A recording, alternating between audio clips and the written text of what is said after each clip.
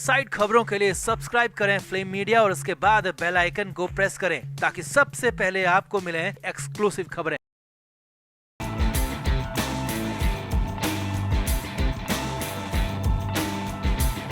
मुंबई के पात्राचौल घोटाले में संजय राउत सलाखों के पीछे हैं। करीब 1000 करोड़ का ये घोटाला राउत के लिए जी का जंजाल बन गया। अब यही केस होता तो फिर भी कहीं कोई राहत की उम्मीद कही जाती, लेकिन इसके बाद एक के बाद एक कई और केस संजय राउत पर लगते चले गए। अब ताजा मामला एक और शर्मिंदगी भरे मामले का है, जिसमें आदित्य ठाकरे ने संजय राउत को बुरा लपेट दिया। जी हाँ, लपेट क्या दिया, ऐसा घसीटा कि राउत का पूरी तरह से काम तमाम हो गया और ये भी साफ हो गया कि संजय राउत के साथ अब कोई नहीं है। ठाकरे परिवार ने भी पूरी तरह से मुंह फेर लिया है, मुंह मोड़ लिया है। जी हाँ, ऐसा ही कुछ हुआ मुंबई में, नागपुर में। ये बड़ी खबर आपको बता रहे हैं, दिखाते हैं, बताते हैं। आप इस वीडियो को शेयर करें और कमेंट करके अपनी राय जरूर दें। आगे बढ़ने से पहले आपको बता दें कि नीतू की पलटन का नया व्लॉग आ गया है, जिसे देखने के लिए नीचे डिस्क्रिप्शन में दिए लिंक पर क्लिक करें और सपोर्ट करने के लिए लाइक, शेयर और सब्सक्राइब भी जरूर से जरूर करें। तो दिन दोगुनी और रात चौगुनी बात किसी की भी तरक्की के लिए इस्तेमाल की जाती है, मगर राउत के लिए यही बात आफत में गिनी जा रही है। सच कहें तो राउत के हाल यही है, दिन में दोगुनी रात में चौगुनी आफत बढ़ रही है और संजय राउत के लिए बचने के हालात कहीं से भी दिख नहीं रहे। पहले पात्राचौल घोटाले में ही मुश्किल बढ़ी हुई थी, उसी मामले में जेल के अंदर बंद भी हैं, जमानत नहीं मिल रही। कोर्ट में राउत और उनके वकीलों की दलील में दम ही नजर नहीं आ रहा और ऊपर से मानहानि केस, कोविड सेंटर मामला और उसके बाद स्वप्ना राउत को धमकाने के मामले में भी संजय राउत पूरी तरह से घिर गए हैं, फंस गए। लेकिन अब की बार मामला बेहद आगे का है, बेहद ही ज्यादा शर्मनाक है, बेहद ही ज्यादा निचले दर्जे का है, क्योंकि पहले तो मामला ही बिजली चोरी का है। जी हाँ, मामला बिजली चोरी का है और ऊपर से आदित्य ठाकरे ने ऐसा कह दिया, ऐसा कर दिया कि ठाकरे परिवार का रुख साफ हो गया। संजय राउत के रास्ते वहाँ सारे के सारे बंद हो गए और एक तरह से संजय राउत की तरफ पीठ फेर ली, मुंह मोड़ लिया। अब ये पूरा मामला तब शुरू हुआ जब नागपुर में आदित्य ठाकरे का एक कार्यक्रम हुआ। इस कार्यक्रम में आदित्य ठाकरे ने संबोधन किया, अपनी बातें रखी और शनिवार यानी कि 27 अगस्त को एक कार्यक्रम हुआ था। अब इसी कार्यक्रम का एक वीडियो सोशल मीडिया पर वायरल हो गया और ये वीडियो बिजली चोरी का था। जी हाँ, आदित्य ठाकरे के कार्यक्रम में आरोप है कि यहाँ बिजली चोरी की गई थी और बकायदा वीडियो भी वायरल हुआ, जिसमें पास के एक पोल से बिजली का कनेक्शन लिया गया और इसके लिए कोई इजाजत नहीं ली गई, कोई बिल नहीं दिया गया, यानी कि साफ साफ बिजली की चोरी की गई थी। और ये वीडियो वायरल होते ही महाराष्ट्र में फिर से सियासी उबाल आ गया। अभी मामला आदित्य ठाकरे का था तो संजय राउत भी इसमें लपेटे में आ गए। जी हाँ, संजय राउत इस मामले में घुस गए, बड़े गुनहगार बन गए और ऐसा ही कुछ हो गया।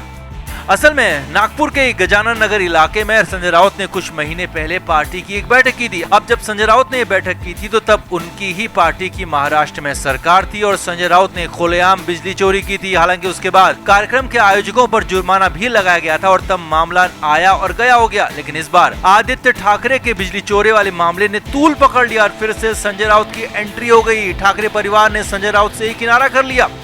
आदित्य ठाकरे से इस कार्यक्रम के बारे में उनसे सवाल किया गया कि आपके कार्यक्रम में बिजली चोरी हुई है तो ये कैसे हो गया, तो इस पर आदित्य ठाकरे ने पल्ला झाड़ते हुए कहा कि ये मुझे नहीं पता और वैसे भी आयोजकों ने कहां से बिजली ली वो ही जाने और ये काम आयोजकों का है, सवाल उनसे ही पूछना चाहिए, मुझसे नहीं। कोई और सवाल आपको मुझसे पूछना है तो वो पूछिए। हालांकि यहाँ पर आदित्य ठाकरे सुन रहे थे, बोल रहे थे, जवाब भी दे रहे थे, लेकिन जैसे ही अगले सवाल में संजय राउत का नाम लिया गया, संजय राउत के बिजली वाले मामले का नाम लिया तो जवाब तक देने से इनकार हो गया। जी हाँ, इसके बाद संजय राउत को लेकर सवाल दागा गया कि नागपुर में इस संजय राउत ने भी बिजली चोरी की थी और तब आपकी पार्टी की सरकार थी, तब भी कोई कार्रवाई नहीं हुई। तो इस पर आदित्य ठाकरे ने हैरान कर दिया, जवाब देने से इनकार कर दिया और यहाँ पर आयोजकों का भी नाम नहीं लिया, बल्कि कहा कि संजय राउत का मामला है तो संजय राउत से पूछो, संजय राउत ही इसका जवाब देंगे। अब तो बवाल हो गया क्योंकि संजय राउत तो जेल में है, संजय राउत तो जब जवाब देंगे तब देंगे। लेकिन यहाँ पर ये साफ हो गया कि संजय राउत के किसी भी मामले का जवाब अब खुद संजय राउत को ही देना होगा। इसमें ठाकरे परिवार कोई जवाब नहीं देगा, कोई भी बात ठाकरे परिवार संजय राउत को लेकर नहीं करेगा और इस साफ साफ दिख गया, साफ साफ बता दिया गया। आदित्य ठाकरे के जेस्चर से साफ था कि उनका संजय राउत से कोई लेना देना ही नहीं है। संजय राउत की गलतियां हैं तो वही भुगतेंगे, उनके कारनामे हैं तो वही जाने, उनके केस हैं तो वही लड़ते रहें, उनकी मुश्किलें हैं तो वही देखें और जाने। यानी कि साफ साफ संजय राउत को अकेला छोड़ दिया गया और एक तरह से संजय राउत को पूरी तरह से अलग थलग किया गया, जेल में सड़ने के लिए, मरने के लिए छोड़ दिया गया। अब वैसे भी संजय राउत को लेकर लंबे समय से शिवसेना का बयान नहीं आ रहा। विधानसभा में शिवसेना ने संजय राउत का मुद्दा उठाना तो बहुत दूर की बात है, राउत का नाम एक बार भी नहीं लिया। उद्धव ठाकरे भी सिर्फ एक बार राउत के परिवार से मिलने गए थे और उसके बाद कोई भी ठाकरे परिवार की तरफ से या कहेंगे शिवसेना की तरफ से राउत परिवार के पास नहीं गया और जेल में संजय राउत से मिलने नहीं गया और राउत को पूरी तरह से आइसोलेट कर दिया गया, अलग थलग कर दिया गया, अकेला छोड़ दिया गया। अब संजय राउत को अपनी करनी की सजा तो खुद ही भुगतनी है और साथ ही साथ अन्य मामलों में भी लोग कहें या कहें कि उनके ही करीबी उनसे पीछा छुड़ाने लगे हैं और इसीलिए तो बिजली चोरी जैसे छोटे आरोप में भी राउत का बचाव नहीं हो रहा। तो आपका क्या मानना है? अब राउत के लिए आगे कितनी मुश्किलें हैं? कमेंट करके आप भी जरूर बताएं और वीडियो को शेयर भी करें। आगे बढ़ने से पहले आपको बता दें कि नीतू की पलटन का नया व्लॉग आ गया है, जिसे देखने के लिए नीचे डिस्क्रिप्शन में दिए लिंक पर क्लिक करें और सपोर्ट करने के लिए लाइक, शेयर और सब्सक्राइब भी जरूर से जरूर करें। तो संजय राउत के लिए हालात दिन ब दिन खराब होते जा रहे हैं। पात्रा चौल घोटाले में तो हालात खराब ही थे, जेल के अंदर नरक जैसा जीवन कट ही रहा है, लेकिन अब हालात उससे भी ज्यादा खराब हो सकते हैं। जी हाँ, नरक की जिंदगी कितनी खराब हो सकती है ये कोई भी इंसान अंदाजा नहीं लगा सकता, लेकिन जेल में नरक जैसे हालात में रह रहे संजय राउत फिलहाल तो बहुत कुछ इसे समझ सकते हैं, लेकिन आफतों का सिलसिला इससे कहीं आगे बढ़ता हुआ दिख रहा है और नरक से भी आगे अगर कुछ होता है तो वहाँ तक संजय राउत के हालात मुश्किल हो सकते हैं। पात्रा चौल घोटाले में जेल में बंद नवाब मलिक को लेकर मुंबई पुलिस एक्शन की तैयारी में हमने आपको बताया था कि स्वप्ना पाटकर को धमकाने के मामले में मुंबई पुलिस अलर्ट हो गई है और सूत्रों के हवाले से ये भी बताया था कि महाराष्ट्र सरकार ने इस मामले पर मुंबई पुलिस को एक्शन लेने के लिए कहा था, जिसके बाद मुंबई पुलिस की एक टीम ऑर्थर रोड जेल भी गई थी।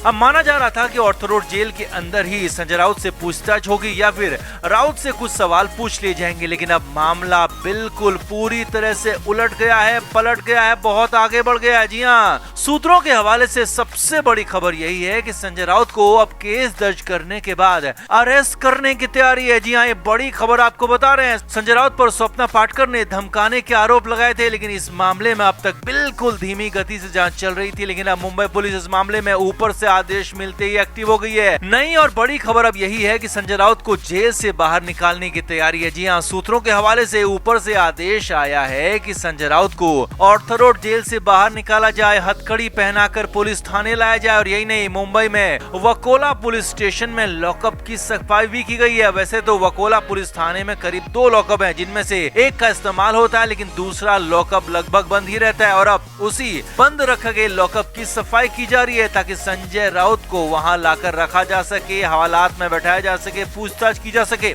अब सूत्रों के हवाले से खबर है कि इस मामले में संजय राउत को हथकड़ी पहनाकर लाया जाएगा और इसे एक उदाहरण के तौर पर, एग्जाम्पल के तौर पर सेट किया जाएगा, पेश किया जाएगा कि अगर आपने गलत किया है तो आप कोई भी हो, आपको छोड़ा नहीं जाएगा। और इन सब के बीच संजय राउत की वाट लगाने की तैयारी है। Flame media report.